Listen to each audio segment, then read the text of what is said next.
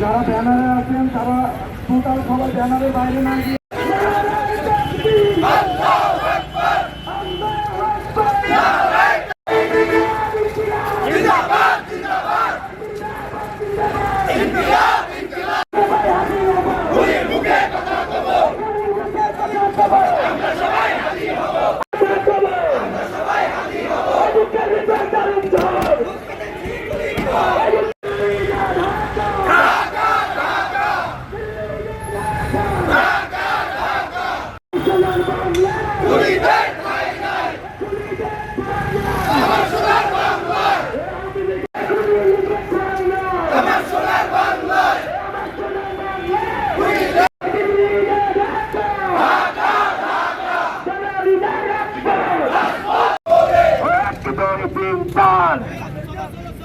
ভারতীয় রাজাকার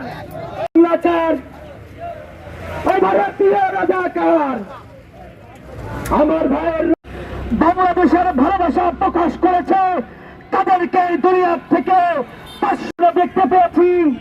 আব্রার ভাত থেকে শুরু করে সর্বশেষ 24 আমাদের সহযোদ্ধা শহীদ উসমান হাদিকে নির্মমভাবে এই খুনি হাসিনার বাংলাদেশের মানুষ। নতুন এবং ফিরে আসা গ্রাহকদের জন্য নগদে চলছে ক্যাশব্যাক সহ প্রতিদিন হাজারো উপহার জেতার সুযোগ। হবে আশা আর ফেরা, সারপ্রাইজ সেরা। কাছে তার মৃত্যুর সংবাদ এসেছে বাংলাদেশের আপনার জন্য।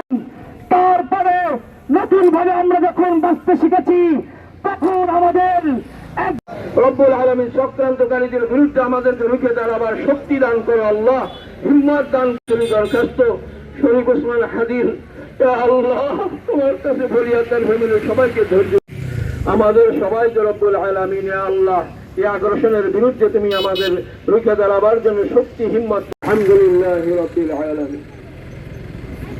গায়না জানা যাবে না রত্ন ছিল, তারা কে হারিয়ে আজকে সারা বাংলাদেশ কান্নায় জড়িত। সংগ্রামী সহযোদ্ধাবৃন্দ, শুধু উসমান হাদিকে নয়, এই ভারতীয় তাবেদারি দখলদারিত্ব আমাদের এই দেশে আমরা অনেক আগে থেকেই দেখেছি।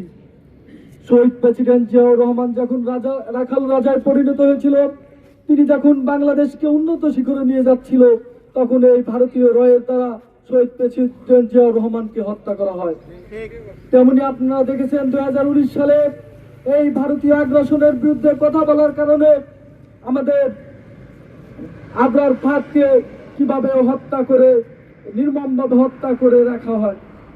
এই ভুলে যাওয়ার সুযোগ নিয়ে ফ্যাসিস্ট হাসিনা কিন্তু দীর্ঘ 16 বছর এই বাংলাদেশের উপরে নির্যাতন নিপীড়ন চালিয়েছিল। এই ব্যর্থতা আমাদের, এই ব্যর্থতার দায়ভার আমাদের। আমরা দেখেছি আমাদের জুলাই বিপ্লবের অন্যতম অগ্রনায়ক, ভয়েস অফ বাংলাদেশ খ্যাত আমাদের বিপ্লবী শহীদ শরীফ ওসমান হাদি ভাইকে নির্মমভাবে গুলি করে শাহাদাতের সুধা পান করিয়েছে। এই যে ওসমান হাদি ভাইকে গুলি করেছে, এটা কিন্তু 2-3 জনের একটা মিশন না। ওসমান হাদি ভাইকে হত্যার পিছনে অন্যতম দায়ভার কিন্তু ওই সমস্ত ক্যান্টনমেন্টের অফিসারদের উপরে বর্তায় যারা 5 আগস্টের পরবর্তী সময়ে আওয়ামী লীগের খুনি ফ্যাসিস্টদেরকে এই বাংলাদেশ থেকে সেফ এক্সিটের ব্যবস্থা করে দিয়েছিল। এই দায়ভার আমাদের জুলাই বিপ্লবের যারা সম্মুখচারীর নেতা ছিল, 5 আগস্টের পরবর্তী সময়ে আমরা অসংখ্য ছাত্র জনতা কিন্তু ঘরে ফিরে গিয়েছিলাম তাদের ভরসায়, যারা এই জুলাইয়ের নেতৃত্ব নিজেদের হাতে নিয়েছিল।